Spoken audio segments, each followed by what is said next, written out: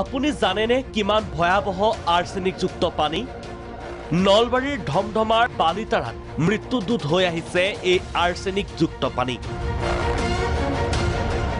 মঙ্গলদৈ লোকসভা সমষ্টিৰ অন্তৰ্গত বালিতাৰা আছিল বিজেপিৰ প্ৰাক্তন সাংসদ ৰমেন ডেকাৰ আদৰ্শ গাঁও। সাংসদৰ আদৰ্শ গাঁও কৰ্কটৰ গ্ৰাসত, কাৰণ আৰ্ছেনিক। বৰ্তমানলৈকে গাঁওখনৰ প্ৰায় ৩০ৰ পৰা ৪০ জন লোকৰ প্ৰাণ কাঢ়িছে এই ৰোগে। এতিয়ালৈ চাগে ৩০-৪০ জন হৈ যাব কিমান ঢুকালে। এই আৰ্ছেনিকযুক্ত পানীয়ে গাঁওখনলৈ মাতি আনিছে মৃত্যুৰ বিভীষিকা।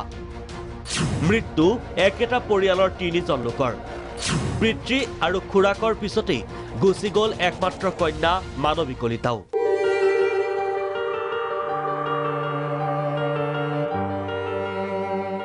বালিতাৰা হাইস্কুলৰ ৯ম শ্ৰেণীৰ মেধাসম্পন্ন ছাত্ৰী আছিল মানৱী। জীৱন যুঁজত জয়ী হোৱাৰ দুৰ্বাৰ হেঁপাহ আছিল মানৱীৰ। দৰিদ্ৰতাই কোঙা কৰা ঘৰখনত আশাৰ ৰেঙনি আছিল মানৱী। পঢ়ি শুনি ডাঙৰ মানুহ হৈ ঘৰখনৰ কিবা এটা কৰাৰ সপোন পুহি ৰাখিছিল মানৱীয়ে। কিন্তু ভঙা পজাতেই ভাঙি পৰিল সপোনবোৰ। আকৌ এবাৰলৈ শূন্য হ'ল ঘৰখন। মানৱী কলিতা আৰু নাই। এনেদৰে গাত বগা চাদৰ আঁৰ লৈ বুধবাৰে গুচি গ'ল অচিত দেশলৈ। স্মৃতিৰ কোলাত সজীৱ হৈ থাকিল তাই পঢ়া কিতাপ পত্ৰবোৰ। এতিয়াও আছে মানৱীয়ে পঢ়া টেবুলত সদায় ৰাখি থোৱা পানী খোৱা গ্লাছটো। মানৱীৰ অকাল বিয়োগত ম্ৰিয়মান গাঁওবাসী। প্ৰায় আজি ৩ বছৰ ধৰি কৰ্কট ৰোগত ভুগি আছিল। যোৱাকালি তাইৰ মৃত্যু হয়। তাই পঢ়া শুনাত যথেষ্ট ভাল আছিল আৰু তাই আমাৰ নামদল এটা আছে, তাই সেইবিলাকতো তাই যথেষ্ট উৎসাহ আছিল। আমি যথেষ্ট দুখ পাইছোঁ তেনেকুৱা এজনী ছোৱালী আমাৰ মাজৰ পৰা হেৰাই যোৱাৰ কাৰণে।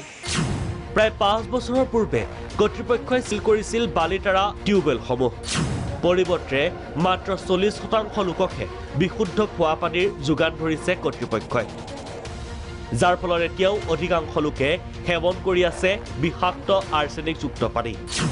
ফলত কৰ্কট তথা অন্যান্য মাৰাত্মক ৰোগত আক্ৰান্ত হৈ মৃত্যুমুখত পৰিছে ইজনৰ পাছত সিজন লোক। ইমানৰ পাছতো হস্তম হ'বনে বিভাগীয় কৰ্তৃপক্ষ? ধমধমাৰ পৰা জেহেৰুল ইছলাম ৰিপৰ্ট, প্ৰাগ নিউজ।